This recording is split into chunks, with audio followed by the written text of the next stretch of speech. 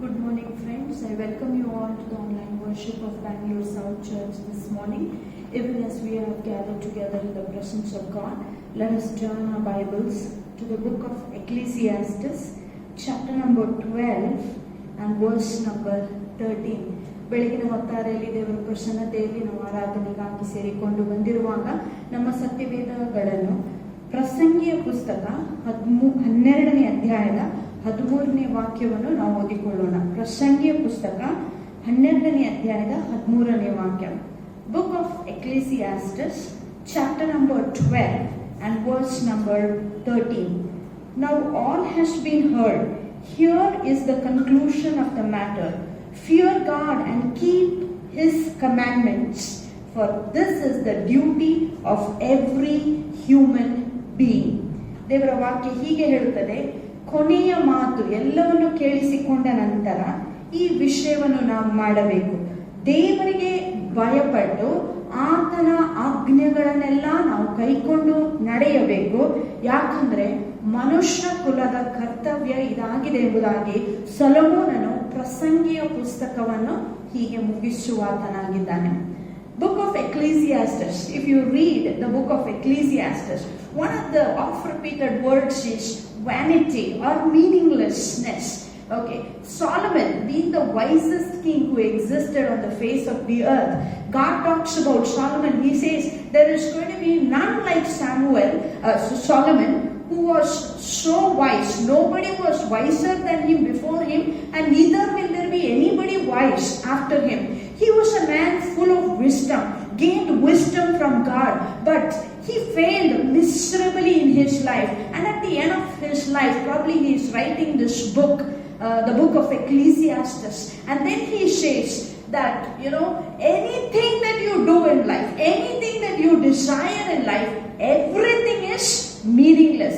ಸೊಲೊಮೋನನ ಬಗ್ಗೆ ದೇವರು ಹೀಗೆ ಹೇಳುತ್ತಾರೆ, ಅದೇನೆಂದರೆ ಸೊಲೊಮೋನನ ಹಾಗೆ ಜ್ಞಾನಿಯುಳ್ಳಂತಹ ಅರಸನು ಆತನ ಹಿಂದೆಯೂ ಇರಲಿಲ್ಲ, ಮುಂದೆಯೂ ಬರುವುದಕ್ಕೆ ಸಾಧ್ಯವಿಲ್ಲ ಎಂಬುದಾಗಿ. ಸಮಸ್ತ ಜ್ಞಾನವನ್ನು ಪಡೆದುಕೊಂಡು ಸಮಸ್ತ ವಿಷಯಗಳನ್ನು ಅರ್ಥೈಸಿಕೊಂಡ ಈ ಅರಸನು, ಸಮಸ್ತ ಮನೋರಂಜನೆಯನ್ನು ಅನುಭವಿಸಿದಂತ ಈ ಅರಸನು ತನ್ನ ಜೀವಿತದ ಕೊನೆ ಕಾಲದಲ್ಲಿ ಎಲ್ಲಾ ವಿಷಯಗಳನ್ನು ಕಲಿಸಿದ ನಂತರ ಈ ವಾಕ್ಯವನ್ನು ಆತನು ಬರೆಯುತ್ತಾನೆ. ಏನೆಂದರೆ ಮನುಷ್ಯನ ಕರ್ತವ್ಯ ಏನಾಗಿದೆ? ಮೊದಲನೆಯದು ದೇವರಿಗೆ ಭಯಪಟ್ಟು ನಡೆಯುವುದು, ಎರಡನೆಯದು ಆತನ ಆಜ್ಞೆಗಳನ್ನು ಕೈಕೊಂಡು ನಡೆಯುವುದೆಂಬುದಾಗಿ. Solomon, after having enjoyed all the pleasures of this life, he understood that apart from God, nothing has meaning in our life. There is no meaning of existence apart from God. There is no meaning of a family apart from God.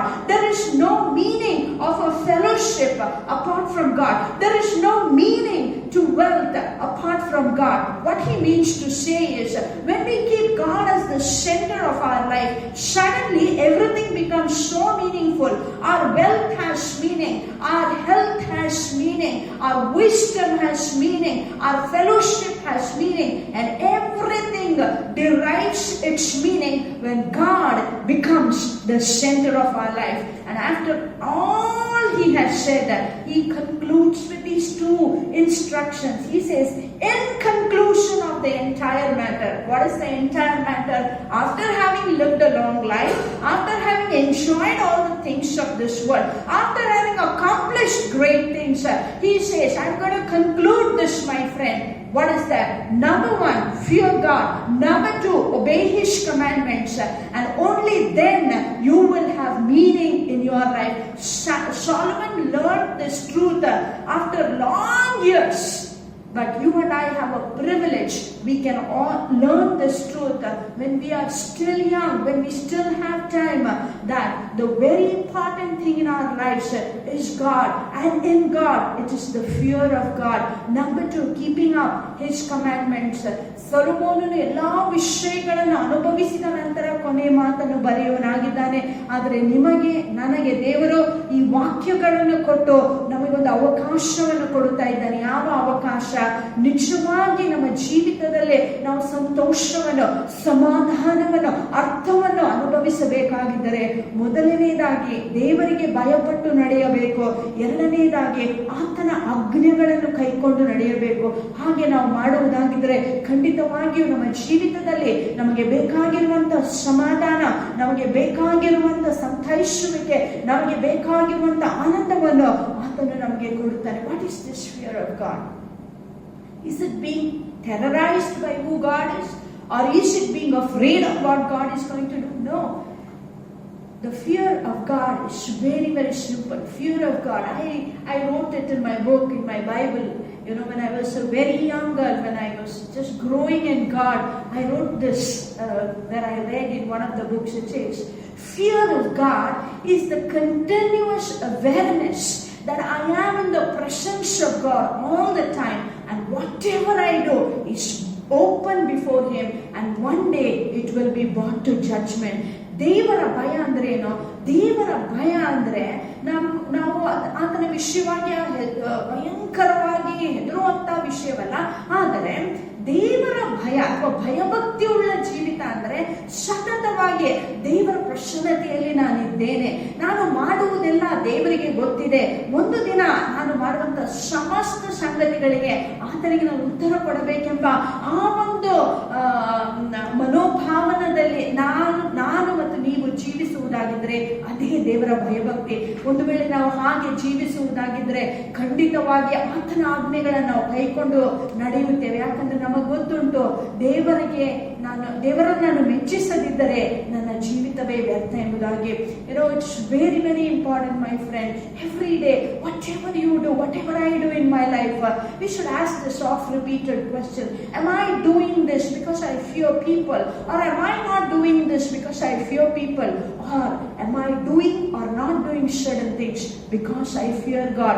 If the answer is because I fear God, then I will tell you, your life is going to be very exciting upon this earth, because ultimately you are living for God, and when you and I live for God, He will take care of all the issues of our life.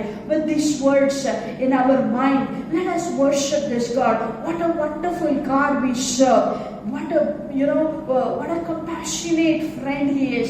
All that He desires is good for us in our lives, but only you and I need to respond back to Him by fearing Him, by loving Him, by obeying all His commandments. May the Lord help each one of us every day of our life, that we would walk in constant awareness of His presence, that we would fear God, and that there would be one question that would always be ahead of us: will this please my Jesus? If that is the question that is always there before you, I will tell you, you will live a life of peace and joy right here on this part of the world. Let us pray and ask the Lord to help us as we walk this life's journey. Thank you, God, for this wonderful word that you have spoken to us. Father Lord, Solomon, after experiencing all life's pleasures, he concluded the matter with just two things that man needs to do: Lord, to fear you and to obey your commandments. But we acknowledge before you this morning, God, this is not an easy thing, Lord God. Many times we have failed. We have feared many other things than fearing you, Lord God. But this morning, I pray that you would replace every fear in our hearts, Lord, and fill it up with the fear of God in the name of Jesus, oh Lord God. Father, we pray, Lord, give us a heart that we would, Lord God, strive to do the will of God in our lives, so Master, no matter how difficult it is, no matter how hard it is, oh Lord, so that, Master, we would enjoy your presence, Lord, all through this life's journey till we meet you on the other side. Help us to this very end. In Jesus' name we pray. Amen. We're going to sing this beautiful Kannada song. Nanna manave Yehovanannu kondadu, ಆತನ ಪವಿತ್ರ ನಾಮವನ್ನು ಕೀರ್ತಿಸು ನೀನು.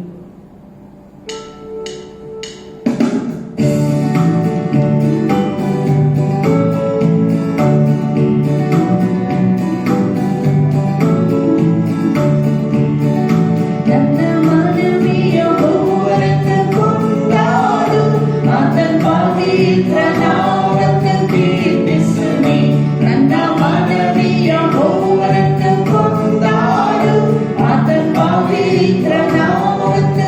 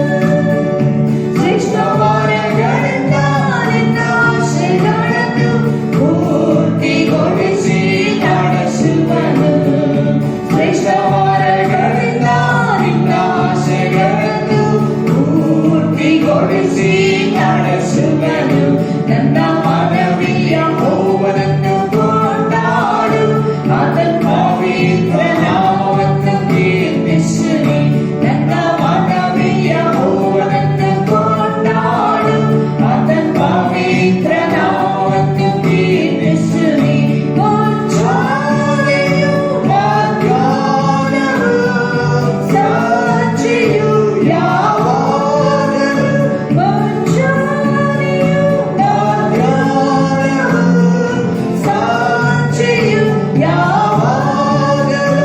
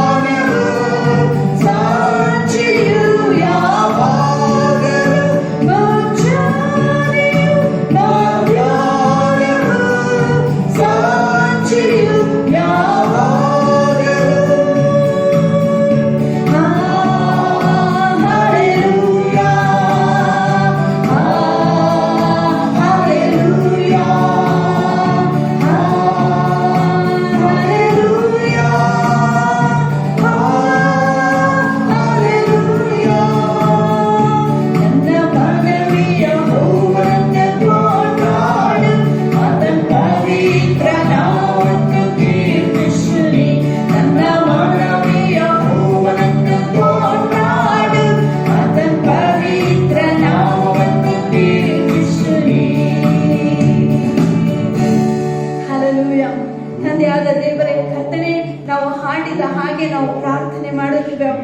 ಪ್ರತಿನಿತ್ಯವೂ ನಿನ್ನನ್ನು ಕೊಂಡಾಡುವುದಕ್ಕಾಗಿ, ನಿನ್ನ ಪ್ರಸನ್ನತೆಯ ಅರಿವಲ್ಲಿ ನಾವು ಬಾಳಿ ಬದುಕುವುದಕ್ಕಾಗಿ ನಮಗೆ ಸಹಾಯ ಮಾಡು ದೇವರೇ. ಕರ್ತನೇ, ಪ್ರತಿದಿನವೂ ಮುಂಜಾನೆಯು, ಮಧ್ಯಾಹ್ನವೂ, ಸಂಜೆಯು, ರಾತ್ರಿಯಲ್ಲಿಯೂ ಸ್ವಾಮಿ ಕರ್ತನೇ, ನಿನ್ನ ಪ್ರಸನ್ನತೆಯ ಅರಿವಿನಲ್ಲೇ ನಾವು ಸದಾಕಾಲ ಬದುಕುವುದಕ್ಕಾಗಿ ನಮಗೆ ಕೃಪೆ ಮಾಡಿಕೊಡು God. As we stand this morning, oh God, this is our prayer to you, just like the psalmist. Lord, help us, oh Lord God, Father Lord, to worship you all through the day, oh Master.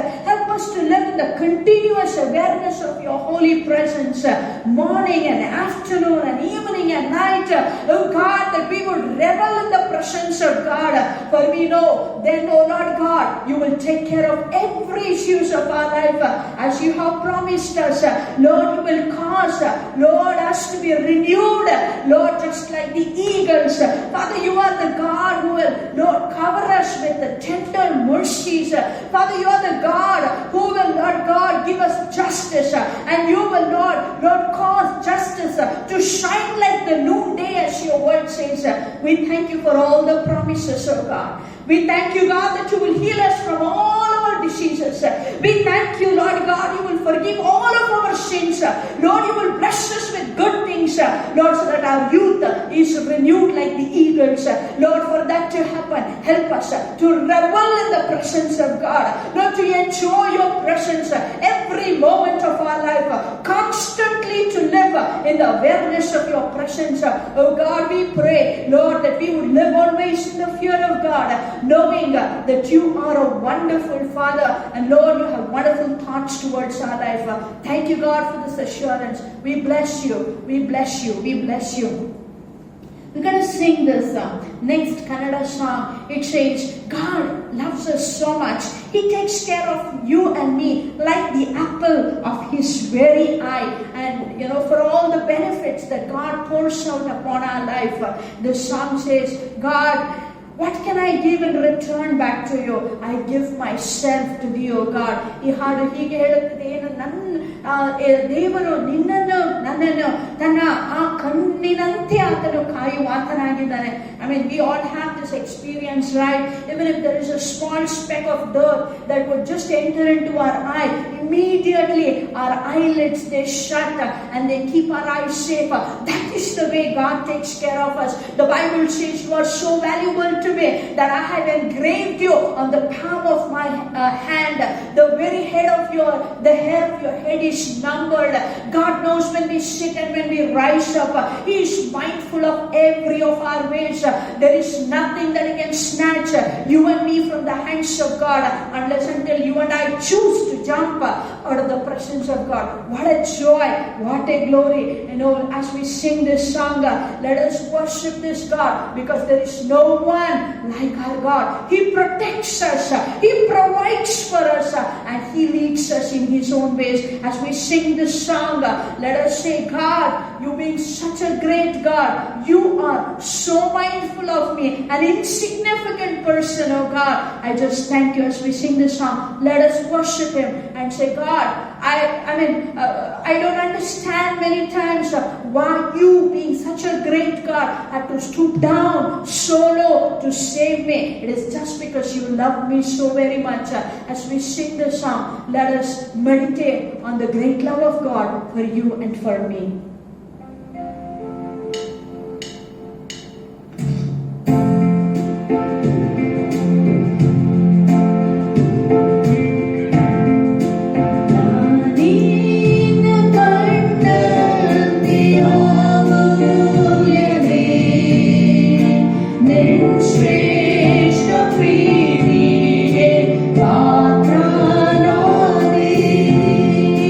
Tadu mana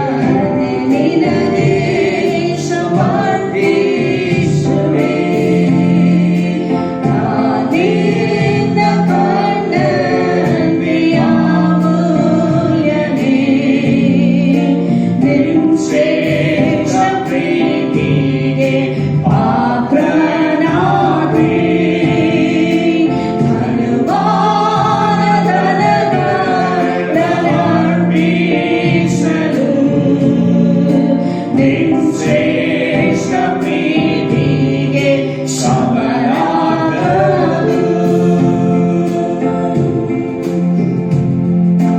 ನನ್ನನ್ನು ಹೆಸರಿನ ದೇಶವೇ, ಪಾಪದ ಹೊಲಸಿಂದ ಬೆಳೆದಿದೆ. ನನ್ನನ್ನು ಹೆಸರಿನ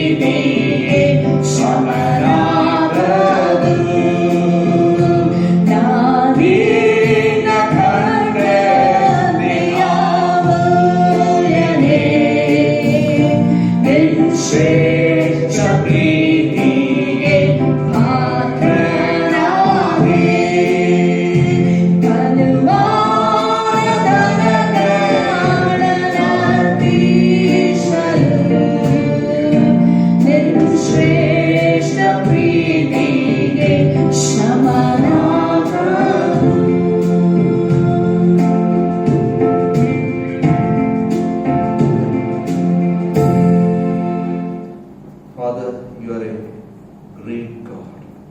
ತಂದೆಯಾದ ದೇವರೇ, ನೀನು ಮಹೋನ್ನತನಾದ ದೇವರಾಗಿದ್ದೀಯ. Though you are utterly holy, you stoop down and loved us so much. ನೀನು ಭಯಂಕರವಾಗಿ ಪರಿಶುದ್ಧನಾಗಿದ್ದರೂ ಸಹ ನಮ್ಮನ್ನು ಪ್ರೀತಿಸಿದ್ದಕ್ಕಾಗಿ ಈ ಲೋಕಕ್ಕೆ ಇಳಿದು ಬಂದೆ. You are concerned of each one of us. ನಮ್ಮ ಪ್ರತಿಯೊಬ್ಬರ ಬಗ್ಗೆ ನೀನು ಕಾಳಜಿ ವಹಿಸುವಂತ ದೇವರಾಗಿದ್ದೀಯ. Help us, Lord, to love you all throughout our life. ನಮ್ಮ ಜೀವ ಕಾಲವೆಲ್ಲ ನಿನ್ನನ್ನೇ ಪ್ರೀತಿ ಮಾಡುವುದಕ್ಕಾಗಿ ನಮಗೆ ಸಹಾಯ ಮಾಡು. Bless your holy name. ನಿನ್ನ ನಾಮವನ್ನು ಭಜಿಸುತ್ತೇವೆ In Jesus' name. ಯೇಸು ನಾಮದಲ್ಲಿ. Amen. Amen. Good morning, friends. Welcome back to Bangalore South Church. Bengaluru south ಸಭೆಗೆ ಮತ್ತೊಂದು ಸಾರಿ ನಿಮ್ಮೆಲ್ಲರನ್ನು ಆಹ್ವಾನಿಸುತ್ತೇವೆ. We are in the Pilgrim Psalms. ನಾವು ಯಾತ್ರಾ ಗೀತೆಯಲ್ಲಿದ್ದೇವೆ. Today we will focus on Psalm 128. ಕೀರ್ತನೆ 128 ಇವತ್ತು ನಾವು ಧ್ಯಾನ ಮಾಡೋಣ. Psalm 128. ಕೀರ್ತನೆ 128. Blessed are all who fear the Lord, who walk in His ways. You will eat the fruit of your labor. Blessings and prosperity will be yours. Your wife will be like a fruitful vine within your house. Your sons will be like olive shoots around your table. Thus is the man blessed who fears the Lord. May the Lord bless you from Zion all the days of your life. May you see the prosperity of Jerusalem, and may you live to see your children's children. Peace be upon Israel. ಕೀರ್ತನೆಗಳು 128. ಯೆಹೋವನಿಗೆ ಭಯಪಟ್ಟು ಆತನ ಮಾರ್ಗದಲ್ಲಿ ನಡೆದುಕೊಳ್ಳುವ ಪ್ರತಿಯೊಬ್ಬನು ಧನ್ಯನು. ನಿನ್ನ ಕೈಗಳ ಕಷ್ಟಾರ್ಜಿತವನ್ನು ನೀನು ಊಟ ಮಾಡಿ ಆಶೀರ್ವಾದವನ್ನು ಅಭಿವೃದ್ಧಿಯನ್ನು ಹೊಂದುವಿ. ನಿನ್ನ ಹೆಂಡತಿಯು ನಿನ್ನ ಮನೆಯಲ್ಲಿರುವ ಫಲಭರಿತವಾದ ದ್ರಾಕ್ಷೆ ಬಳ್ಳಿಯ ಹಾಗೆ, ನಿನ್ನ ಮೇಚಿನ ಸುತ್ತಲಿರುವ ನಿನ್ನ ಮಕ್ಕಳು ಒಲಿವ್ ಮರದ ಸಸಿಗಳ ಹಾಗೆಯೂ ಇರುವರು.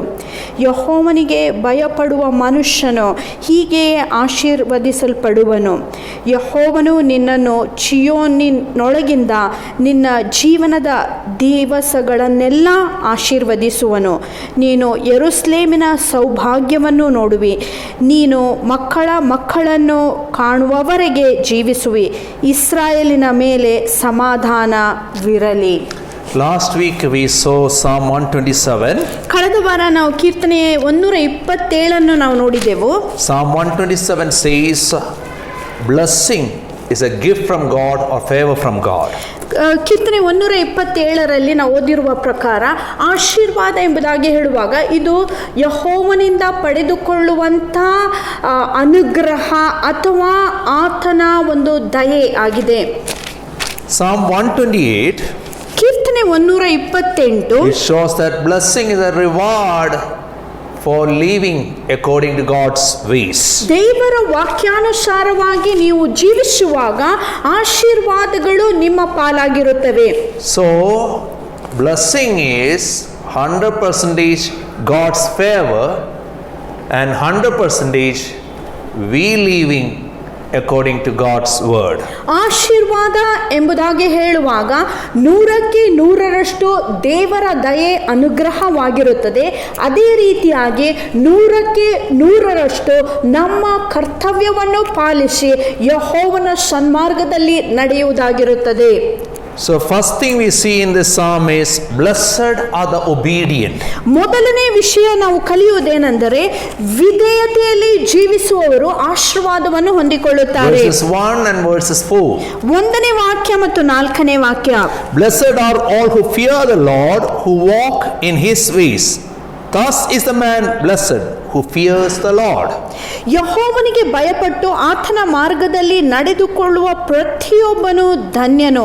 ಯೆಹೋವನಿಗೆ ಭಯಪಡುವ ಮನುಷ್ಯನು ಹೀಗೆಯೇ ಆಶೀರ್ವದಿಸಲ್ಪಡುವನು. Blessed are all. ಎಲ್ಲರೂ ಆಶೀರ್ವಾದವನ್ನು ಹೊಂದುತ್ತಾರೆ. All includes men, woman, tribe, anybody. ಪ್ರತಿಯೊಬ್ಬರು ಎಂಬುದಾಗಿ ದೇವರ ವಾಕ್ಯ ಹೇಳುವಾಗ ಅದು ಪುರುಷರಾಗಿರಬಹುದು, ಸ್ತ್ರೀಯರಾಗಿರಬಹುದು, ಯಾವುದೇ ವಂಶಕ್ಕೆ ಸೇರುವಂತ ವಂಶಾವಳಿಯ ಜನರು ಸಹ ಆಗಿರಬಹುದು. Any human being can be blessed provided they walk in the ways of the Lord. ಯಾರ್ಯಾರು ಯೆಹೋವನ ಮಾರ್ಗದಲ್ಲಿ ಅವರು ನಂಬಿಗಸ್ತಿಕೆಯಿಂದ ನಡೆಯುತ್ತಾರೋ ಅಂಥವರು ಆಶೀರ್ವದಿಸಲ್ಪಡುತ್ತಾರೆ. Many times we do not sin because we are scared of society or people. ಅನೇಕ ಸಾರಿ ನಾವು ಪಾಪ ಮಾಡದೆ ಇರುವ ಕಾರಣವೇನೆಂದರೆ ನಾವು ಜನರಿಗಾದ್ರೂ ಭಯಪಟ್ಟು ನಡೆಯುತ್ತೇವೆ ಅಥವಾ ಸಮಾಜಕ್ಕೆ ಹೆದರಿ ನಡೆಯುವರಾಗಿರುತ್ತೇವೆ. Some others don't sin because they are scared if we sin we'll go to hell. ಇನ್ನು ಕೆಲವು ಜನರು ಅವರು ಪಾಪ ಮಾಡದೆ ಇರುವಂತ ಕಾರಣವೇನೆಂದರೆ ಒಂದು ವೇಳೆ ನಾವು ಪಾಪ ಮಾಡಿದರೆ ನಾವು ನರಕಕ್ಕೆ ಹೋಗಬಹುದೆಂಬ ಭಯದಿಂದ ಅವರು ಪಾಪ ಮಾಡಲ್ಲ. But one who delights in the Lord, ಆದ್ರೆ ಯೆಹೋವನಲ್ಲಿ ಉಲ್ಲಾಸಿಸುವಂತ ವ್ಯಕ್ತಿ, he knows God loved me so much. If anything I do that displeases God, that hurts him deeply. ಆತನಿಗೆ ಈ ವಿಷಯ ಮನಸ್ಸಿನಲ್ಲಿ ಗೊತ್ತುಂಟು. ಅದೇನೆಂದರೆ ದೇವರು ನನ್ನನ್ನು ಅತಿಯಾಗಿ ಪ್ರೀತಿಸುವನಾಗಿದ್ದಾನೆ. ಒಂದು ವೇಳೆ ನಾನು ಪಾಪ ಮಾಡುವುದಾಗಿದ್ರೆ ಅದರಿಂದ ದೇವರು ಮೆಚ್ಚುಗೆಯನ್ನು ಹೊಂದುವುದಿಲ್ಲ, ಆತನಿಗೆ ನೋವಾಗುತ್ತದೆ ಎಂಬ ಆ ಒಂದು ಮನೋಭಾವನೆಯಿಂದ ಅವರು ಪಾಪ ಮಾಡುವುದಿಲ್ಲ. So such a person has only one aim in life. ಇಂತಹ ವ್ಯಕ್ತಿಗೆ ಆತನ ಜೀವಿತದಲ್ಲಿ ಒಂದೇ ಒಂದು ಗುರಿ ಇದೆ. All the moments of my life I should cheerfully please my Lord. ನನ್ನ ಜೀವಿತ ಕಾಲವೆಲ್ಲ ಸಂತೋಷದಿಂದ ನಾನು ಯೆಹೋವನನ್ನು ಮೆಚ್ಚಿಸಬೇಕೆಂಬುದೇ ಆತನ ಉದ್ದೇಶ. When we please God, ನಾವು ದೇವರನ್ನೇ ಮೆಚ್ಚಿಸುವಾಗ sometimes God will bless us, sometimes he may not bless us. ಕೆಲವೊಂದು ಸಾರಿ ಆತನ ನಮ್ಮನ್ನು ಆಶೀರ್ವದಿಸಬಹುದು, ಕೆಲವೊಂದು ಸಾರಿ ನಮ್ಮನ್ನು But ಆಶೀರ್ವದಿಸದೇ ultimately we ಇರಬಹುದು. know our God loves us. ಆದ್ರೆ ನಮ್ಗೆ ಒಂದು ವಿಷಯ ಗೊತ್ತಿದೆ, ಅದೇನೆಂದ್ರೆ ದೇವರು ನಮ್ಮನ್ನು ಪ್ರೀತಿಸುವ Now ದೇವರಾಗಿದ್ದಾನೆ. what is the fear of the Lord? ಯೆಹೋವನ ಭಯ ಅಂದ್ರೇನು? The one man who suffered a lot. ಒಬ್ಬ ವ್ಯಕ್ತಿ ಆತನು ಬಹಳಷ್ಟು ಕಷ್ಟವನ್ನು He ಪಟ್ಟಂತ was one of ವ್ಯಕ್ತಿ. the richest person in the world. ಆತನು ಲೋಕದಲ್ಲಿ ಬಹಳಷ್ಟು ಐಶ್ವರ್ಯವಂತನಾದಂತ One ವ್ಯಕ್ತಿ. day from hero position he became zero position. ಆತನು ಒಂದು ದಿನ ಮೇಲಿನ ಸ್ಥಿತಿಯಿಂದ ಆತನು ಅತಿ ಕನಿಷ್ಠವಾದ ಪರಿಸ್ಥಿತಿಗೆ But ಇಳಿದು he ಬರುತ್ತಾನೆ. said, ಆತನು ಹೀಗೆ ಹೇಳುತ್ತಾನೆ, I know even if my Lord kills me, I will live for him. ಒಂದು ವೇಳೆ ನನ್ನ ದೇವರು ನನ್ನನ್ನು ಕೊಂದರೂ ಸರಿ ನಾನು ಆತನಿಗೋಸ್ಕರ ಮಾತ್ರವೇ So ಬದುಕುತ್ತೇನೆ. the definition for fear of the Lord comes from him. ಆದ್ದರಿಂದ ಯೆಹೋವನ ಭಯ ಎಂಬ ಈ ಒಂದು ವಿವರಣೆಯು ಆತನ ಮಾತುಗಳಿಂದ ನಮಗೆ Job ಸಿಗುತ್ತದೆ. 28 verse 28. ಯೋಬನ ಪುಸ್ತಕ 28ನೇ ಅಧ್ಯಾಯದ The fear of the 28ನೇ Lord, that is wisdom, and to shun evil is understanding. ಯೆಹೋವನ ಭಯವೇ ಜ್ಞಾನ, ದುಷ್ಟತ್ವವನ್ನು ಬಿಟ್ಟು ಬಿಡುವುದೇ ವಿವೇಕ. The fear of the Lord is wisdom. ಯೆಹೋವನ ಭಯವೇ ಜ್ಞಾನ. When you fear Lord, ನೀವು ಯೆಹೋವನಿಗೆ ಭಯಪಟ್ಟು you will ನಡೆಯುವಾಗ avoid so many pitfalls in life. ನಿಮ್ಮ ಜೀವಿತದಲ್ಲಿ ಎಡು ಬೀಳುವಂತ ಅನೇಕ ಪರಿಸ್ಥಿತಿಗಳನ್ನು ನೀವು ಜಯಿಸುತ್ತೀರಿ. Avoid the pitfalls. ಒಂದು ವೇಳೆ ಎಡುವಂತ ಪರಿಸ್ಥಿತಿಗಳನ್ನು ನೀವು ಬಿಡಬೇಕಾಗಿದ್ದರೆ, You will ತಪ್ಪಿಸಿಕೊಳ್ಳಬೇಕಾಗಿದ್ದರೆ hate evil with a passion. ನೀವು ದುಷ್ಟತ್ವವನ್ನು ನಿಮ್ಮಲ್ಲಿರುವಂತ ಎಲ್ಲಾ ಬಲದಿಂದ ನೀವು ಹಾಗೆ ಮಾಡುತ್ತೀರಿ. When we say we fear Lord and continue in sin, that talks that we are mask putting people. ಒಂದು ವೇಳೆ ನಾವು ಯೆಹೋವನಿಗೆ ಭಯಪಡುತ್ತೇವೆ ಎಂಬುದಾಗಿ ಹೇಳಿ ಪಾಪದಲ್ಲಿ ನಾವು ಮುಂದುವರಿಯುವುದಾಗಿದ್ದರೆ ನಾವು ಒಂದು ಮುಖವಾಡವನ್ನು ಧರಿಸಿಕೊಂಡಂತ ಕ್ರೈಸ್ತರ ಹಾಗೆ. Psalm 128 is a wisdom psalm. ಕೀರ್ತನೆ 128 ಅದು ಒಂದು ಜ್ಞಾನದ ಕೀರ್ತನೆ ಆಗಿದೆ. When we talk about wisdom psalms and wisdom literature, one thing we should always keep in mind. ನಾವು ಈ ಒಂದು ಜ್ಞಾನದ ಕೀರ್ತನೆಗಳ ಬಗ್ಗೆ ಕಲಿಯುವಾಗ, ಅಭ್ಯಾಸಿಸುವಾಗ ಒಂದು ವಿಷಯವನ್ನು ನಮ್ಮ ಮನಸ್ಸಿನಲ್ಲಿ ನಾವು ಇಟ್ಟುಕೊಳ್ಳಬೇಕು. Wisdom sayings are general truth, but it won't be true always in all cases. ವಿವೇಕದ ಜ್ಞಾನ ಮಾತುಗಳು ಅದು ಬಹುತೇಕವಾಗಿ ಸತ್ಯವಾಗಿರಬಹುದು, ಆದರೆ ಎಲ್ಲಾ ಪರಿಸ್ಥಿತಿಗಳಲ್ಲಿಯೂ ಹೀಗೆ ನಡೆಯುತ್ತದೆ ಎಂಬುದಾಗಿ ಹೇಳಲು When ಸಾಧ್ಯವಿಲ್ಲ. we fear Lord, God will bless us. ದೇವರಿಗೆ ಭಯಪಟ್ಟು ನಾವು ನಡೆಯುವಾಗ ಖಂಡಿತವಾಗಿ ದೇವರು ನಮ್ಮನ್ನು But ಆಶೀರ್ವದಿಸುತ್ತಾನೆ. we have other passages in Bible. ಆದರೆ ದೇವರ ವಾಕ್ಯದಲ್ಲಿ ಇನ್ನೂ ಕೆಲವೊಂದು ವಾಕ್ಯಗಳು When we turn to Deuteronomy chapter 8 verse 2, ಧರ್ಮೋಪದೇಶ ಕಾಂಡ 8ನೇ ಅಧ್ಯಾಯದ 2ನೇ ವಾಕ್ಯ, there we see quality test. ನಾವು ಅಲ್ಲಿ ನೋಡುತ್ತೇವೆ ಒಂದು ಪರೀಕ್ಷೆ, ಗುಣಮಟ್ಟದ ಪರೀಕ್ಷೆ. Any product there should be a quality test. ಯಾವುದೇ ಒಂದು ಸಂಗತಿಯನ್ನು ಅವರು ತಯಾರಿಸಿದರೆ ಅದನ್ನು ಪರೀಕ್ಷಿಸಬೇಕು. So when we belong to God, God is in the business of making us holy. ನಾವು ದೇವರಿಗೆ ಸೇರಿಕೊಂಡಿರುವಾಗ ನಮ್ಮನ್ನು ಪರಿಶುದ್ಧರಾಗಿ ಮಾಡುವುದಕ್ಕೆ ದೇವರು ಕಾರ್ಯ ಸಾಧಿಸುತ್ತಿದ್ದಾನೆ. That's why God allows humbling experiences in our life to know what is in our heart. ಆದ್ದರಿಂದ ದೇವರು ಕೆಲವೊಂದು ಸಾರಿ ನಮ್ಮ ಜೀವಿತದಲ್ಲಿ ತಗ್ಗಿಸುವಿಕೆಯ ಅನುಭವಗಳನ್ನು ಅನುಮತಿಸುತ್ತಾನೆ. ಈ ನಿಮಿತ್ತವಾಗಿ ನಮ್ಮ ಹೃದಯದಲ್ಲಿ ಏನಿದೆ ಎಂಬುದಾಗಿ ಆತನು ತಿಳಿದುಕೊಳ್ಳಲು. Deuteronomy chapter 8 verse 2. ಧರ್ಮೋಪದೇಶ ಕಾಂಡ 8ನೇ ಅಧ್ಯಾಯದ 2ನೇ ವಾಕ್ಯ. Remember how the Lord your God led you all the way in the desert these 40 years to humble you and to test you in order to know what was in your heart, whether or not you would keep his commands. ನಿಮ್ಮನ್ನು ತಗ್ಗಿಸುವ ನಿಮಿತ್ತ ನಿಮ್ಮ ಹೃದಯದಲ್ಲಿ ಏನುಂಟು ಎಂದರೆ ನೀವು ಆತನ ಆಜ್ಞೆಗಳನ್ನು ಕಾಪಾಡುವೆನೋ ಇಲ್ಲವೋ ಎಂದು ಪರೀಕ್ಷಿಸುವುದಕ್ಕೆ ನಿಮ್ಮ ದೇವರಾದ ಯೆಹೋವನು ನಿಮ್ಮನ್ನು ಈ 40 ವರ್ಷ ಮರುಭೂಮಿಯಲ್ಲಿ ತಗ್ಗಿಸಿ ನಡೆಸಿದ ಮಾರ್ಗಗಳನ್ನೆಲ್ಲ ಜ್ಞಾಪಕ ಮಾಡಿಕೊಳ್ಳಬೇಕು. Verse 3. He humbled you, causing you to hunger, and then feeding you with manna, which neither you nor your fathers had known, to teach you that man does not live on bread alone, but on every word that comes from the mouth of the Lord. ನಿಮ್ಮನ್ನು ಕುಂದಿಸಿ ನಿಮ್ಮನ್ನು ಆತನು ಹಸಿಯುವಂತೆ ಮಾಡಿದನು. ರೊಟ್ಟಿ ಮಾತ್ರದಿಂದ ಮನುಷ್ಯನು ಬದುಕುವುದಿಲ್ಲವೆಂದು ಯೆಹೋವನ ಬಾಯಿಯೊಳಗಿಂದ ಹೊರಟು ಬರುವ ಪ್ರತಿಯೊಂದು ಮಾತಿನಿಂದಲೇ ಮನುಷ್ಯನು ಬದುಕುತ್ತಾನೆಂದು ನಿಮಗೆ ತಿಳಿಸುವ ಹಾಗೆ ನೀವು ತಿಳಿಯುವಂತೆ ಮತ್ತು ನಿಮ್ಮ ಪಿತೃಗಳು ತಿಳಿಯುವಂತೆ ಆತನು ನಿಮಗೆ ಉಣ್ಣಲು ಕೊಟ್ಟನು. God allows all these things ದೇವರು ನಮ್ಮ ಜೀವಿತದಲ್ಲಿ ಅನುಮತಿಸುವಂತೆಲ್ಲ ಪರಿಸ್ಥಿತಿಗಳು so that we will be weaned from the world. ಈ ಲೋಕದ ಎಲ್ಲ ಆಸೆಗಳಿಂದ ನಾವು ದೂರ ಆಗಿರಬೇಕೆಂಬುದಾಗಿ. And we will live as real pilgrims in this world. ನಾವು ಈ ಲೋಕದಲ್ಲಿ ಜೀವಿಸುವಾಗ ಯಾತ್ರಿಗಳ ಹಾಗೆ ನಾವು This ಜೀವಿಸಬೇಕು. is not our home. ಇದು ನಮ್ಮ ಮನೆ ಅಲ್ಲ. We are in a pilgrim journey. ನಾವು ಒಂದು ಯಾತ್ರೆಯಲ್ಲಿದ್ದೇವೆ. Because we are in the pilgrim journey, ನಾವೊಂದು ಯಾತ್ರೆಯ ಪ್ರಯಾಣದಲ್ಲಿ ಇರುವ ಕಾರಣದಿಂದ Apostle Paul said like this, ಅಪೊಸ್ತಲನಾದ ಪೌಲನು ಹೀಗೆ ಹೇಳುತ್ತಾನೆ. 2 Timothy chapter 3 verse 12. 2ನೇ ತಿಮೋಥಿ 3ನೇ ಅಧ್ಯಾಯದ 12ನೇ ವಾಕ್ಯ. He said, ಆತನು ಹೀಗೆ ಹೇಳುತ್ತಾನೆ. in fact, everyone who wants to live a godly life in Christ Jesus will be persecuted. ನಿಜವಾಗಿಯೂ ಕ್ರಿಸ್ತೇಸುವಿನಲ್ಲಿ ಭಯಭಕ್ತಿಯುಳ್ಳವರಾಗಿ ಜೀವಿಸುವುದಕ್ಕೆ ಮನಸ್ಸು ಮಾಡುವರೆಲ್ಲರೂ ಹಿಂಸೆಗೊಳಗಾಗುವರು. If you are going to be a real pilgrim ನೀವು ನಿಜವಾದ ಯಾತ್ರಾ ಪ್ರವಾಸಿಯಾಗಲು ಮನಸ್ಸು and ಮಾಡಿದರೆ, you long to be godly in Christ Jesus, ಕ್ರಿಸ್ತೇಸುವಿನಲ್ಲಿ ಭಯಭಕ್ತಿಯುಳ್ಳ ಜೀವಿತವನ್ನು ಜೀವಿಸುವುದಕ್ಕೆ ನೀವು ಮನಸ್ಸು the ಮಾಡುವುದಾಗಿದ್ದರೆ, fact is things are not going to be easy with you. ಆ ನಿಜವಾದ ಒಂದು ಸಂಗತಿ ಏನೆಂದರೆ ನಿಮ್ಮ ಜೀವಿತದಲ್ಲಿ ಎಲ್ಲವೂ ಸುಲಭವಾಗಿ ನಿಮಗೆ ದೊರಕುವುದಿಲ್ಲ. When we turn to 2 Corinthians 8 verse 2, 2 ಕೊರಿಂಥಿಯರ ಪುಸ್ತಕ 6ನೇ ಅಧ್ಯಾಯದ 10ನೇ ವಾಕ್ಯ. there we see one of the poorest church in the world, but spiritually they were the most rich church. ನಾವು ನೋಡುತ್ತೇವೆ ಈ ಒಂದು ಸಭೆಯು ಲೋಕದಲ್ಲಿ ಅತಿ ಬಡ ಸಭೆಯಾಗಿತ್ತು. ಆದರೆ ಅವರು ತಮ್ಮ ಉದಾರ ಸ್ವಭಾವದಲ್ಲಿ ಅವರು ಅತ್ಯುತ್ತಮರಾಗಿದ್ದರು. Verse 1 and 2. And now, brothers, if you want to know about the grace that God has given the Macedonian churches, out of the most severe trial, their overflowing joy and their extreme poverty welled up in rich generosity. 2 Corinthians 8 verse 2, 1 and 2. 2 ಕೊರಿಂಥ 8ನೇ ಅಧ್ಯಾಯ 1 ಮತ್ತು 2ನೇ ವಾಕ್ಯ.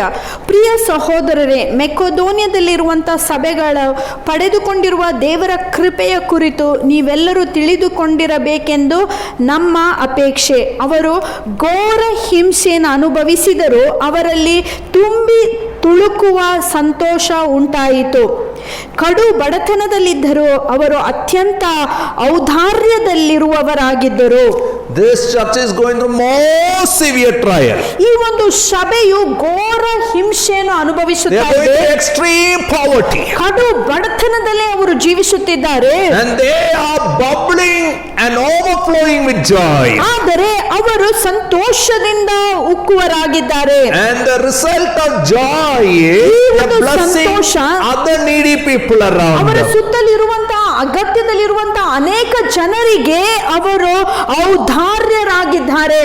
So some people think if you fear Lord, always you'll have good thing and then all can become Christians. It's a very good insurance. ಕೆಲವು ಜನರು ಅಂದುಕೊಳ್ಳುತ್ತಾರೆ, ಒಂದು ವೇಳೆ ನಾವು ಯೆಹೋವನಿಗೆ ಭಯಪಟ್ಟು ನಡೆಯುವುದಾಗಿದ್ದರೆ ಸಕಲ ಹಿತವು ನಮ್ಮ ಪಕ್ಷದಲ್ಲಿ ಇರುತ್ತದೆ ಎಂಬುದಾಗಿ. ಒಂದು ರೀತಿ ಹಾಗೆ ಅದು ಸತ್ಯವಾಗಿದ್ದರೆ ಇಡೀ ಲೋಕವೇ ಕ್ರೈಸ್ತರಾಗುತ್ತಿದ್ದರು. But when you are a real Christian, you know, despite the troubles, despite the hard times, you can have deep overflowing joy. ಆದರೆ ಕ್ರೈಸ್ತರಾದ ನಾವು ಒಂದು ವಿಷಯವನ್ನು ಅರ್ಥೈಸಿಕೊಳ್ಳಬೇಕು.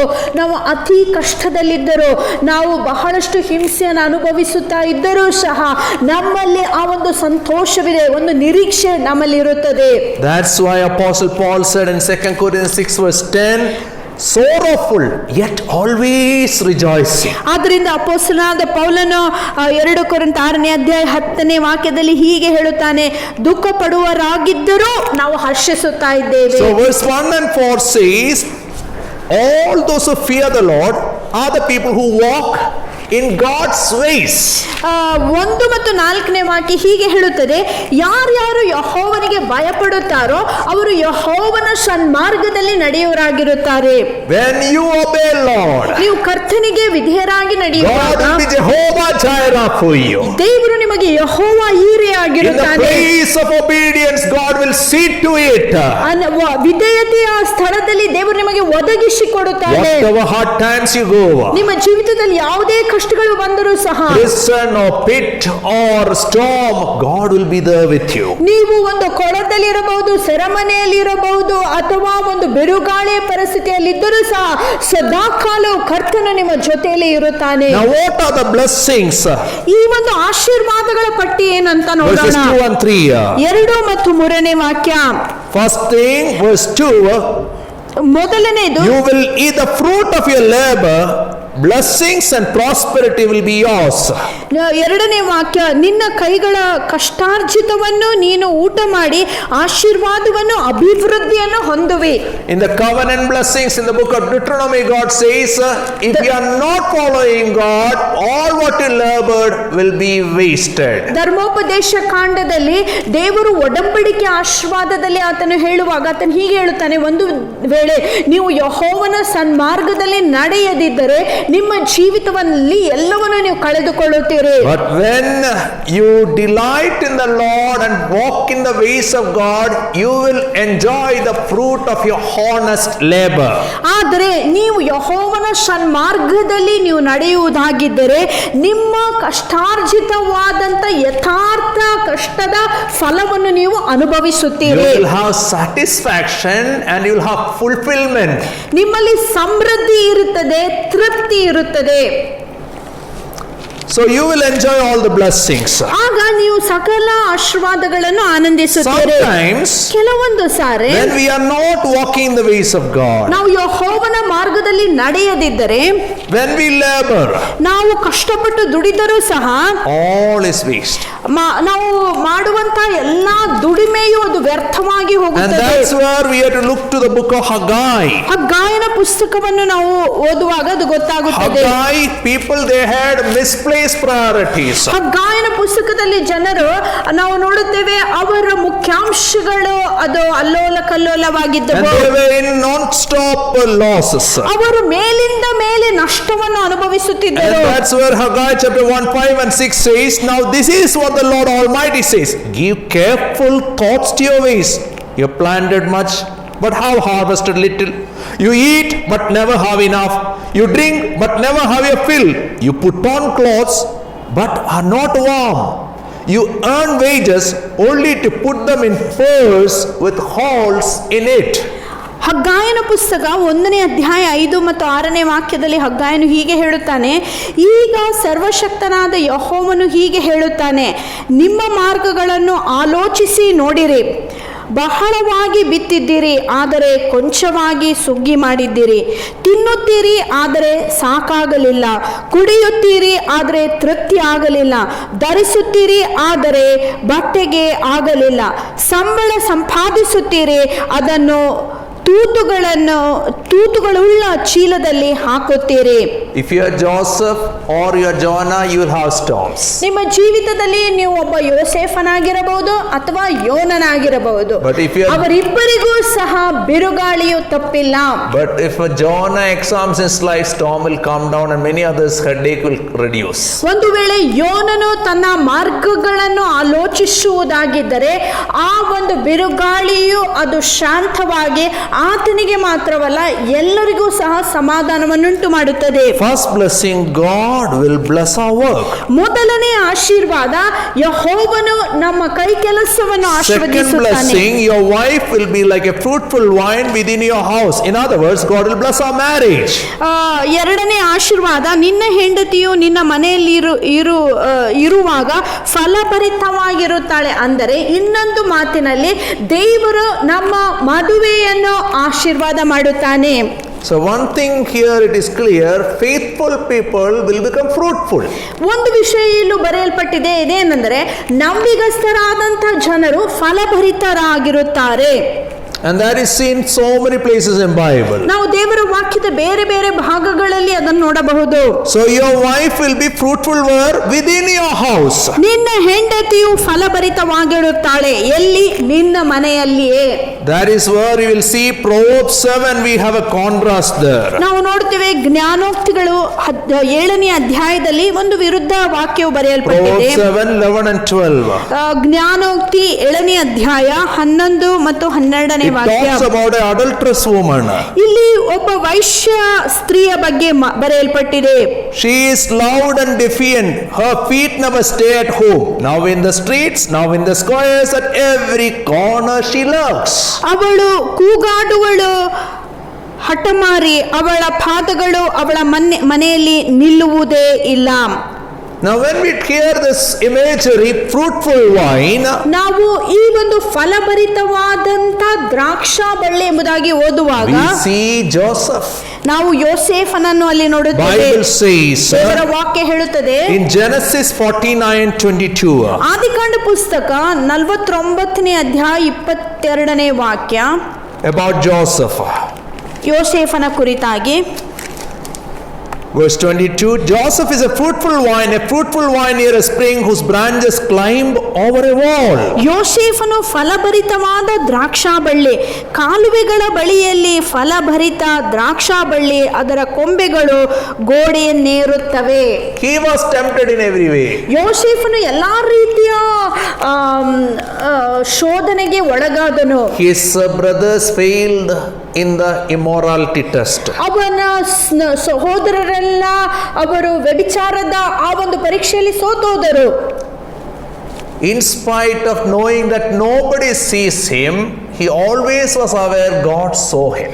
ಯೋಸೇಫನಿಗೆ ಗೊತ್ತಿತ್ತು ಆತನನ್ನು ನೋಡುವುದಕ್ಕೆ ಯಾವ ಜನರು ಸುತ್ತಲಿಲ್ಲ ಎಂಬುದಾಗಿ. ಆದರೆ ಒಂದು ವಿಷಯವನ್ನು ಆತನು ಮರೆಯಲಿಲ್ಲ, ಯಾವಾಗಲೂ ಯೆಹೋವನು ಆತನನ್ನು ಗಮನಿಸುತ್ತಿದ್ದಾನೆ. He was faithful. ಆತನು ನಂಬಿಗಸ್ತನಾಗಿದ್ದನು, to his God. ತನ್ನ ದೇವರಿಗೆ ನಂಬಿಗಸ್ತನಾಗಿದ್ದನು. And God honored him. ಆಗ ದೇವರು ಆತನನ್ನು ಮಾನಿಸುತ್ತಾನೆ. He forgave all the people who troubled him. ಯಾರ್ಯಾರು ಆತನಿಗೆ ಹಿಂಸೆಯನ್ನು ಕೊಟ್ಟರು ಅವರಿಗೆಲ್ಲ ಆತನು ಕ್ಷಮಿಸುತ್ತಾನೆ. Then God made him a fruitful vine. ಆನಂತರ ದೇವರು ಆತನನ್ನು ಒಂದು ಫಲಭರಿತವಾದಂತ ದ್ರಾಕ್ಷಿ ಬಳ್ಳಿಯನ್ನಾಗಿ ಮಾಡುತ್ತಾನೆ. Near a spring. ಅದು ಒಂದು ಕಾವಲೆಯ ಬಳಿಗೆ Blessing ಇರುವಂತದ್ದು. inside people and blessing others outside the wall. ಮನೆ ಒಳಗಿರುವಂತವರಿಗೆ ಆಶೀರ್ವಾದ, ಹೊರಗಿನವರಿಗೂ ಸಹ ಆತನು ಆಶೀರ್ವಾದವಾಗಿದ್ದನು. When you are faithful, ನೀವು ನಂಬಿಗಸ್ತರಾಗಿರುವಾಗ a day will come in your life ಒಂದು ದಿನ ನಿಮ್ಮ ಜೀವಿತದಲ್ಲಿ ಬರಲಿಕ್ಕಿದೆ. where God is going to promote you and make you a blessing for people inside, to the people who troubled you and to the people all over the world. ನಿಮ್ಮೊಳಗೆ ಇರುವಂತ, ಮನೆಯೊಳಗಿರುವಂತ, ಹಿಂಸಿಸಿದಂತ ಜನರನ್ನು ಆಶೀರ್ವದಿಸುವುದಕ್ಕೆ, ಹೊರಗಿರುವಂತ ಜನರನ್ನು ಸಹ ಆಶೀರ್ವದಿಸುವುದಕ್ಕೆ ಒಂದು ದಿನ ದೇವರು ನಿಮ್ಮನ್ನು ಮೇಲಕ್ಕೆತ್ತುವನಾಗಿದ್ದಾನೆ. God will bless our work, God will bless our marriage, ಮೊದಲನೇದಾಗಿ ದೇವರು ನಮ್ಮ ಕೆಲಸವನ್ನು ಆಶೀರ್ವದಿಸುತ್ತಾನೆ, ಎರಡನೇದಾಗಿ ನಮ್ಮ ಮದುವೆಯನ್ನು ಆಶೀರ್ವದಿಸುತ್ತಾನೆ, and then God will bless our family. ಆ ನಂತರ ದೇವರು ನಮ್ಮ ಕುಟುಂಬವನ್ನು Your ಆಶೀರ್ವದಿಸುತ್ತಾನೆ. sons will be like olive shoots around your table. ಮೇಜಿನ ಸುತ್ತಲಿರುವ ನಿನ್ನ ಮಕ್ಕಳು ಓಲಿವ್ ಮರದ ಸಸಿಗಳ ಹಾಗೆ ಇರುವರು. Olive tree is the most sacred tree of Jewish people. ನಾವು ನೋಡುತ್ತೇವೆ ಯಹೂದ್ಯರ ಜನರಿಗೆ ಈ ಎಣ್ಣೆ ಮರವು ಅದು ಬಹಳಷ್ಟು ಅತ್ಯುತ್ತಮವಾದಂತ ಮರವಾಗಿತ್ತು. It will take 10 to 15 years to grow, to rear a olive tree. ಒಂದು ವೇಳೆ ಎಣ್ಣೆ ಮರವನ್ನು ನೀವು ಬೆಳೆಸಬೇಕಾಗಿದ್ದರೆ 10 ರಿಂದ 15 ವರ್ಷಗಳ ಕಾಲ ಬೇಕಾಗಿರುತ್ತದೆ. Then another 100 plus years you can take the product, the yield, without doing anything. You can just keep shaking the tree and take the olive fruit. ಆ ನಂತರ ನೀವು 100 ವರ್ಷದವರೆಗೆ ಯಾವುದೇ ಶ್ರಮವನ್ನು ಪಡದೆ ಆ ಓಲಿವ್ ಮರದ ಆ ಹಣ್ಣುಗಳನ್ನು ನೀವು ಹೊಂದಿಕೊಳ್ಳಲು ಸಾಧ್ಯವಿದೆ. And then you can have oil for food every day. You can have food for salad, then anointing oil, burning the lamp. In everything you use the olive tree stuff. ಆ ಎಣ್ಣೆ ಮರದ ಉತ್ಪಾದದಿಂದ ನೀವು ಆ ಎಣ್ಣೆಯನ್ನು ಅಡಿಗೆಗೆ ಉಪಯೋಗಿಸಬಹುದು, ಅಭಿಷೇಕದ ಎಣ್ಣೆ ಆಗಿ ಅದನ್ನು ಉಪಯೋಗಿಸಬಹುದು, ನಿಮ್ಮ ಸಾಲಡ್ಗಳಲ್ಲಿ ಅದರ ಹಣ್ಣನ್ನು ಉಪಯೋಗಿಸಬಹುದು. ಈ ರೀತಿಯಾಗಿ ಅದರ ಆ ಫಲವನ್ನು ನೀವು ಬೇರೆ ಬೇರೆ ಸಂಗತಿಗಳಿಗೋಸ್ಕರ ಉಪಯೋಗಿಸಲು ಸಾಧ್ಯವಿದೆ. Olive oil will not be used for sin offering. ನಾವು ನೋಡುತ್ತೇವೆ ಈ ಒಂದು ಓಲಿವ್ ಎಣ್ಣೆಯು ಅದು ಪಾಪದ ಯಜ್ಞಕ್ಕಾಗಿ ಉಪಯೋಗಿಸಲ್ಪಡುವುದಿಲ್ಲ. When a husband doubt a wife or a wife doubt a husband, there's an offering to be done, but in that offering also olive oil will not be used. ಒಂದು ವೇಳೆ ಹೆಂಡತಿಯು ಗಂಡನ ಮೇಲೆ, ಗಂಡನು ಹೆಂಡತಿಯ ಮೇಲೆ ಸಂದೇಹ ಪಡುವಾಗ ಆಗ ಸಹ ಅವರು ಒಂದು ಯಜ್ಞವನ್ನು ಅರ್ಪಿಸಬೇಕು. ಆ ಯಜ್ಞದಲ್ಲಿಯೂ ಸಹ ಓಲಿವ್ ಎಣ್ಣೆಯನ್ನು ಅವರು ಉಪಯೋಗಿಸುವುದಿಲ್ಲ. So when you are faithful, then you will be fruitful. ನೀವು ನಂಬಿಗಸ್ತರಾಗಿರುವಾಗ ಫಲಭರಿತರಾಗಿರುತ್ತೀರಿ. So when you see the olive tree, ನೀವು ಎಣ್ಣೆ ಮರವನ್ನು ನೋಡುವಾಗ you will get olive shoots coming out from its roots. ಆ ಒಂದು ಎಣ್ಣೆ ಮರದ ಸುತ್ತಲೂ ಅದರ ಸಸಿಗಳು ಬರುವುದನ್ನು ನೀವು ನೋಡುತ್ತೀರಿ. Even if you cut the tree after 100 years to make it more fruitful, still you'll get so many shoots coming up. After 1 year, you'll get so many shoots coming up. 100 ವರ್ಷದ ನಂತರ ನೀವು ಆ ಮರವನ್ನು ನೀವು ಕತ್ತರಿಸಿದರೂ ಸಹ ಅದರ ಸುತ್ತಲಿರುವಂತಹ ಸಸಿಗಳೇ ಮರಗಳಾಗಿ ಅಲ್ಲಿ ಬೆಳೆಯುತ್ತವೆ. You will be evergreen tree. ನೀವು ಯಾವಾಗಲೂ ಸದಾಕಾಲ ಹಸಿರಾಗಿರುವಂತ ಆ ಒಂದು ಗಿಡವಾಗಿರುತ್ತೀರಿ. Noah's life story, there you see the olive leaf first in Bible. ನಾವು ನೋಡುತ್ತೇವೆ ನೋಹನ ಜೀವಿತದಲ್ಲಿ ನಾವು ನೋಡುವುದಾಗಿದ್ದರೆ ಪ್ರಥಮವಾಗಿ ಈ ಓಲಿವ್ ಎಲೆಯನ್ನು ನಾವು ಅಲ್ಲಿ ಸತ್ಯವೇದದಲ್ಲಿ ಕಾಣುತ್ತೇವೆ. The second time he left the dove to find out how is the deluge, whether it is settled or what. That time the dove brought a green olive leaf. ನಾವು ನೋಡುತ್ತೇವೆ ಎರಡನೇ ಸಾರಿ ಆ ಒಂದು ಮಳೆ ನೀರು ಇಳಿದಿದೆ ಎಂಬುದಾಗಿ ಪರೀಕ್ಷಿಸುವುದಕ್ಕಾಗಿ ಆತನು ಒಂದು ಪಾರಿವಾಳವನ್ನು ನಾವೆಯಿಂದ ಆಚೆ ಕಳಿಸುತ್ತಾನೆ.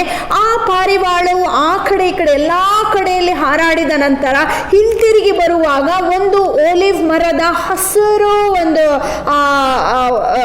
ಲೀಫ್ ಅನ್ನೋದು ತರುತ್ತದೆ. When you see the olive shoot, ನೀವು ಈ ಒಂದು ಓಲಿವ್ ಮರದ ಆ ಒಂದು ಎಲೆಯನ್ನು ನೋಡುವಾಗ you are reminded ನಿಮಗೆ ನೆನಪಿಗೆ ಬರುತ್ತದೆ, deluge is over. ಈಗ ಪ್ರಳಯವು ಮುಗಿಯಿತು, There is still hope. ಈಗ ನಿರೀಕ್ಷೆ There is ನಮಗಿದೆ, still peace. ಇನ್ನು ಸಮಾಧಾನ ಬರುತ್ತದೆ. If you want to have your children as olive shoots, ಒಂದು ವೇಳೆ ನಿಮ್ಮ ಮಕ್ಕಳು ಆ ಓಲಿವ್ ಮರದ ಹಾಗೆ ಬೆಳೆಯಬೇಕಾಗಿದ್ದರೆ then you should be sacred. ಆಗ ನೀವು ಪರಿಶುದ್ಧರಾಗಿರಬೇಕು.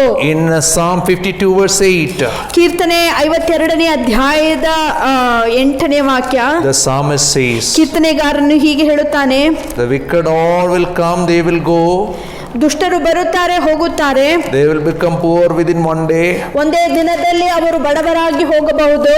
but ಆದರೆ he says, but I am like an olive tree flourishing in the house of God. I trust in God's unfailing love forever and ever. ಆದರೆ ನಾನು ದೇವರ ಆಲಯದಲ್ಲಿ ಇರುವ ಹಸುರಾದ ಹಿಪ್ಪೆ ಮರದ ಹಾಗೆ ಇದ್ದೇನೆ. ದೇವರ ಕರುಣೆಯಲ್ಲಿ ಯುಗ ಯುಗಾಂತರದಲ್ಲಿಯೂ ಭರವಸೆ ಇಟ್ಟಿದ್ದೇನೆ. If you are flourishing in God's purpose and the will of God, ನೀವು ದೇವರ ಉದ್ದೇಶದಲ್ಲಿ ದೇವರ ಚಿತ್ತದಲ್ಲಿ ಬೆಳೆಯುವಂತಹ in ವ್ಯಕ್ತಿಗಳಾಗಿದ್ದರೆ, Psalm 144 verse 12 says, ಕೀರ್ತನೆ 144:12 ವಾಕ್ಯ ಹೀಗೆ ಹೇಳುತ್ತದೆ, then our sons in their youth will be like well nurtured plants, and our daughters will be like pillars carved to adorn a palace. ನಮ್ಮ ಗಂಡು ಮಕ್ಕಳು ಸಸಿಗಳ ಹಾಗೆ ಯೌವನದಲ್ಲಿ ಉತ್ತಮವಾಗಿ ಬೆಳೆಯುವರಾಗಿರಲಿ. ನಿಮ್ಮ ಹೆಣ್ಣು ಮಕ್ಕಳು ಅರಮನೆಯ ಶೃಂಗಾರಕ್ಕಾಗಿ ಕೆತ್ತಲ್ಪಟ್ಟ ಸ್ತಂಭಗಳ ಹಾಗಿರಲಿ. Your children will be just like you. ನಿಮ್ಮ ಮಕ್ಕಳು ನಿಮ್ಮ ಹಾಗೆ ಇರುತ್ತಾರೆ. They will reflect your values. ನಿಮ್ಮ ಮೌಲ್ಯಗಳನ್ನೇ ಅವರು ತೋರ್ಪಡಿಸುತ್ತಾರೆ. That's why Bible says your sons will be like olive shoots around your table. ಆದ್ದರಿಂದಲೇ ಸತ್ಯವೇದ ಹೀಗೆ ಹೇಳುತ್ತದೆ, ಮೇಜಿನ ಸುತ್ತಲಿರುವ ನಿನ್ನ ಮಕ್ಕಳು ಓಲಿವ್ ಮರದ ಸಸಿಗಳ ಹಾಗೆ ಇರುವರು. We don't have around the table nowadays. ಈ ದಿನಗಳಲ್ಲಿ ನಾವು ಮೇಜಿನ ಸುತ್ತಲೂ ಕುಳಿತುಕೊಳ್ಳುವಂತ ಅಭ್ಯಾಸ I ನಮಗಿಲ್ಲ. wish that every family who listens to me, ನಾನು ಬಯಸುತ್ತೇನೆ ಯಾರ್ಯಾರು ಇಂದು ಸಂದೇಶವನ್ನು ಕೇಳುತ್ತಿದ್ದಾರೋ, as much as possible, ಎಷ್ಟು ಸಾಧ್ಯವಾಗುತ್ತದೆಯೋ whenever ಅಷ್ಟು, it is possible, ಯಾವ್ಯಾವಾಗ ಅನುಕೂಲವಾಗಿರುತ್ತದೆಯೋ all families sit in the same table together to eat the food together. ನೀವು ಒಟ್ಟಾಗಿ ಮೇಜಿನ ಮೇಲೆ ಕುಳಿತುಕೊಂಡು ಊಟ ಮಾಡಬೇಕು. When you sit around the table, you'll pass on the food and everybody will have enough food. ನೀವು ಮೇಜಿನ ಸುತ್ತಲೂ ಕುಳಿತುಕೊಂಡು ಊಟ ಮಾಡುವಾಗ ಪ್ರತಿಯೊಬ್ಬರು ಆ ಊಟವನ್ನು ನೀವು ಹಂಚಿಕೊಳ್ಳುತ್ತೀರಿ. And that's the time you are showing your care and sharing nature. ಆ ಸಮಯದಲ್ಲಿ ನೀವು ಹಂಚುವಂತ ಆ ಒಂದು ಸ್ವಭಾವವನ್ನು, ಇನ್ನೊಬ್ಬರಿಗೆ ಕಾಳಜಿ ತೋರಿಸುವಂತ ಸ್ವಭಾವವನ್ನು And ತೋರ್ಪಡಿಸುತ್ತಿದ್ದೀರಿ. that table will become a table to share your life experiences. ಆ ಮೇಜು ನಿಮ್ಮ ಜೀವಿತದಲ್ಲಿ ನಡೆಯುವಂತ ಎಲ್ಲಾ ಸಂಗತಿಗಳನ್ನು ಹಂಚುವಂತ And ಮೇಜಾಗಿರುತ್ತದೆ. then you will pass on your values. ಆ ನಂತರ ನಿಮ್ಮ ಮೌಲ್ಯಗಳನ್ನು ನೀವು ಮುಂದಿನ ಜನರಿಗೆ ಕೊಡುತ್ತೀರಿ. And then you can build up your generations as olive sacred trees. ಆ ನಂತರ ನಿಮ್ಮ ತಲೆಮಾರಿನಿಂದ ಬರುವಂತಹ ಜನರು ಆ ಓಲಿವ್ ಮರದ ಹಾಗೆ ಪರಿಶುದ್ಧವಾದಂತ ಕುಟುಂಬಗಳಾಗುತ್ತವೆ. So we so blessed are all who fear the Lord, and then we saw the blessings. You'll be blessed in your work, you'll be blessed in your family, and you'll be blessed in your marriage. ನಾವು ಆಗಲೇ ಕಲಿತೆವು, ಯಾರ್ಯಾರು ಯೆಹೋವನಿಗೆ ಭಯಪಟ್ಟು ನಡೆಯುತ್ತಾರೋ ಅವರೆಲ್ಲರೂ ಧನ್ಯರು. ಎರಡನೇದಾಗಿ ಅನೇಕ ಆಶೀರ್ವಾದಗಳನ್ನು ಅವರು ಪಡೆದುಕೊಳ್ಳುತ್ತಾರೆ. ಕೆಲಸದಲ್ಲಿ ಆಶೀರ್ವಾದ, ಮದುವೆಯ ಜೀವಿತದಲ್ಲಿ ಆಶೀರ್ವಾದ, ಕುಟುಂಬದಲ್ಲಿ ಆಶೀರ್ವಾದ, ಕೆಲಸಗಳಲ್ಲೆಲ್ಲ ಆಶೀರ್ವಾದ. Verse 5 and 6 is a benediction. 5 ಮತ್ತು 6ನೇಯ ವಾಕ್ಯ ಇದು ಒಂದು ಅಂತ್ಯಾಶೀರ್ವಾದವಾಗಿದೆ. May the Lord bless you from Zion all the days of your life. May you see the prosperity of Jerusalem, and may you live to see your children's children. Peace be upon Israel. ಯೆಹೋವನು ನಿಮ್ಮನ್ನು ಚಿಯೋನಿನೊಳಗಿಂದ ನಿಮ್ಮ ಜೀವನದ ದಿವಸಗಳನ್ನೆಲ್ಲ ಆಶೀರ್ವದಿಸುವನು. ನೀನು ಯೆರೂಸಲೇಮಿನ ಸೌಭಾಗ್ಯವನ್ನು ನೋಡುವೆ. ನೀನು ಮಕ್ಕಳನ್ನು ಕಾಣುವವರೆಗೆ ಜೀವಿಸುವೆ. ಇಸ್ರಾಯೇಲಿನ ಮೇಲೆ ಸಮಾಧಾನವಾಗಿರಲಿ. First blessing, ಮೊದಲನೆಯ ಆಶೀರ್ವಾದ, may God bless you all the days of your life. ನಿನ್ನ ಜೀವಮಾನವೆಲ್ಲ ಯೆಹೋವನು ನಿನ್ನನ್ನು Psalm ಆಶೀರ್ವಾದ 23 ಮಾಡಲಿ. verse 1 says, the Lord is my shepherd. ಕೀರ್ತನೆ 23 ಹೀಗೆ ಹೇಳುತ್ತದೆ, ಯೆಹೋವನೇ ನನಗೆ ಕುರುಬನು. Verse 6 says, surely goodness and mercy will follow all the days of my life. ಖಂಡಿತವಾಗಿ ಶುಭವ ಕೃಪೆಯು ನನ್ನ ಜೀವಮಾನವೆಲ್ಲ ಅದು ನನ್ನನ್ನು And I will ಹಿಂಬಾಲಿಸುತ್ತದೆ. live with the Lord forever. ನಾನು ಯೆಹೋವನ ಮನೆಯಲ್ಲಿ ನಿತ್ಯತ್ವಕ್ಕೂ ವಾಸಿಸುತ್ತೇನೆ. From the day Lord became my shepherd till I am going to live with him forever and ever, all the needs God will take care. ಯೆಹೋವನು ನನ್ನ ಕುರುಬನಾದ ದಿನದಿಂದ ನಾನು ಆತನ ಜೊತೆಗೆ ನಿತ್ಯತ್ವಕ್ಕೂ ಜೀವಿಸುವ ಆ ದಿನದ ತನಕ ಯೆಹೋವನು ನನ್ನ ಎಲ್ಲ ಅಗತ್ಯಗಳನ್ನು ಆತನು ಪೂರೈಸುವಂತ ದೇವರಾಗಿದ್ದಾನೆ. Then it says, may you see the prosperity of Jerusalem. ನೀವು ಯೆರೂಸಲೇಮಿನ ಸೌಭಾಗ್ಯವನ್ನು ನೋಡಿರಿ. In other words, God will bless all the pilgrim people who came to Jerusalem for worship. ಇನ್ನೊಂದು ಮಾತಿನಲ್ಲಿ ಹೇಳುವುದಾಗಿದ್ದರೆ ಯೆರೂಸಲೇಮಿಗೆ ಬಂದಂತ ಎಲ್ಲ ಯಾತ್ರಿಗಳನ್ನು ದೇವರು ಆಶೀರ್ವದಿಸಲಿಕ್ಕಿದ್ದಾನೆ. Blessing number 3, may you live to see your children's children. In other words, a long and fulfilling life. 6ನೇ ವಾಕ್ಯದಲ್ಲಿ ನೀವು ಮಕ್ಕಳನ್ನು ಕಾಣುವಿರೆಂಬುದಾಗಿ ದೇವರ ವಾಕ್ಯ ಹೇಳುವಾಗ ದೀರ್ಘಾಯುಷ್ಯದಿಂದ ದೇವರು ನಿಮ್ಮನ್ನು ತೃಪ್ತಿಪಡಿಸಲಿಕ್ಕಿದ್ದಾನೆ. There is a commandment in Bible with the first commandment with a promise. ನಾವು ನೋಡುತ್ತೇವೆ ಬೈಬಲಿನಲ್ಲಿ ಒಂದು ಆಜ್ಞೆ ಕೊಡಲ್ಪಟ್ಟಿದೆ, ಆಜ್ಞೆ ಜೊತೆಗೆ ಒಂದು ಆಶೀರ್ವಾದ ಸಹ ಹೊಂದಾಣಿಕೆ ಹೊಂದಿದೆ. Honor your father and mother. ನಿಮ್ಮ ತಂದೆ ತಾಯಿಗಳನ್ನು ನೀನು ಸನ್ಮಾನಿಸು. So when you honor your father and mother, things will go well with you and you will have a long life. ನೀನು ತಂದೆ ತಾಯಿಗಳನ್ನು ಸನ್ಮಾನಿಸುವಾಗ ಎಲ್ಲ ಹಿತವು ನಿನಗುಂಟಾಗುತ್ತದೆ ಮತ್ತು ದೀರ್ಘಾಯುಷ್ಯವನ್ನು ಸಹ ಪಡೆದುಕೊಳ್ಳುವಿ. Sometimes you'll have long life, but everything will be hopeless because you have not learned to honor your elders. ಕೆಲವೊಂದು ಸಾರಿ ಕೆಲವು ಜನರಿಗೆ ದೀರ್ಘಾಯುಷ್ಯ ಇದೆ, ಆದರೆ ಅವರ ಜೀವಿತದಲ್ಲಿ ಸಮಾಧಾನವಿಲ್ಲ, ಹಿತವಿಲ್ಲ. ಯಾಕಂದ್ರೆ ಹಿರಿಯರನ್ನು ಗೌರವಿಸುವುದು ಅವರಿಗೆ ಗೊತ್ತಿಲ್ಲ. In 2 Timothy 1:5 you will see 3 generations together. ನಾವು ನೋಡುತ್ತೇವೆ 2 ತಿಮೋತಿಯ ಪುಸ್ತಕ 1ನೇ ಅಧ್ಯಾಯದ 5ನೇ ವಾಕ್ಯದಲ್ಲಿ 3 ತಲೆಮಾರುಗಳನ್ನು ನಾವಲ್ಲಿ ನೋಡುತ್ತಿದ್ದೇವೆ. Who is the grandmother passed on her sincere faith to her daughter Eunice? ನಾವು ನೋಡುತ್ತೇವೆ ಲೂಯಿಸ್ ಅವಳಲ್ಲಿ ಇರುವಂತಹ ನಂಬಿಕೆ, ಅಜ್ಜಿಯಾದ ಲೋವಿಯು ಅವಳ ಆ ನಂಬಿಕೆಯನ್ನು ಯೂನಿಕೆಯಾದ ತನ್ನ ಮಗಳಿಗೆ ವರ್ಗಾಯಿಸುತ್ತಾಳೆ. Eunice, that sacred faith, that sincere faith, she passed on to her son Timothy. ಯೂನಿಕೆಯಲ್ಲಿರುವಂತ ಯಥಾರ್ಥವಾದ ನಂಬಿಕೆಯನ್ನು ಅವಳ ಮಗನಾದ ತಿಮೋತಿಗೆ ಅವಳು ವರ್ಗಾಯಿಸುತ್ತಾಳೆ. Because of that passing on nature, ಈ ಒಂದು ವರ್ಗಾವಣೆಯ ನಿಮಿತ್ತವಾಗಿ Timothy became the bishop. Timothy ಆತನೊಬ್ಬ ಬಿಷೋಪನಾಗುತ್ತಾನೆ. Children won't learn. Children pick up what they see. ಮಕ್ಕಳು ಏನನ್ನು ನೋಡುತ್ತಾರೆ ಅದನ್ನೇ ಅನುಸರಿಸುತ್ತಾರೆ. And lastly it says, peace be upon Israel. ಮತ್ತು ಕೊನೆಯ ವಾಕ್ಯ ಹೀಗೆ ಹೇಳುತ್ತದೆ, ಇಸ್ರಾಯೇಲಿಗೆ ಸಮಾಧಾನವಾಗಲಿ. Psalm 122 verse 6, Psalm 125 verse 5, these all are triumph psalms. Again you see the same repetition here, peace be upon Israel. 122ನೇ ಕೀರ್ತನೆಯಲ್ಲಿಯೂ ಸಹ ನಾವು ಇದನ್ನು ನೋಡುತ್ತೇವೆ, ಇಸ್ರಾಯೇಲಿಗೆ ಸಮಾಧಾನ ಉಂಟಾಗಲಿ.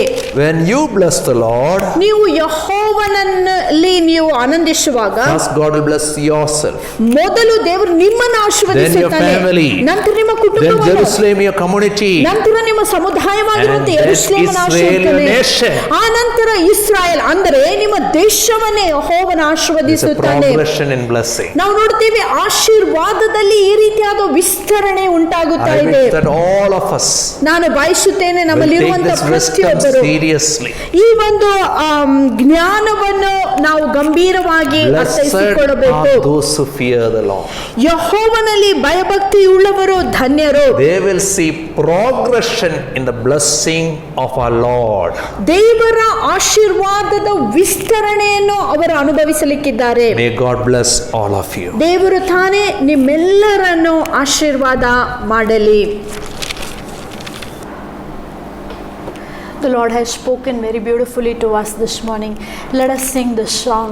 We choose the fear of the Lord, for the fear of the Lord is to hate all evil. Number 2, we choose the way of the Lord because the way of the Lord is the way of wisdom. ನಾವು ಈ ಹಾಡನ್ನು ಹಾಡಿಕೊಳ್ಳೋಣ. ಯೆಹೋವನ ಭಯಭಕ್ತಿಯ ಜೀವಿತವನ್ನು ಜೀವಿಸುವುದಕ್ಕೆ ನಾವು ಮನಸ್ಸು ಮಾಡುತ್ತೇವೆ. 2ನೇ ಚರಣ ಹೀಗೆ ಹೇಳುತ್ತದೆ, ಯೆಹೋವನ ಮಾರ್ಗದಲ್ಲಿ ವಾಸಿಸುವುದಕ್ಕೆ ನಾವು ಬಯಸುತ್ತೇವೆ, ಯಾಕಂದರೆ ಆತನ ಮಾರ್ಗದಲ್ಲಿಯೇ ಜ್ಞಾನವುಂಟು.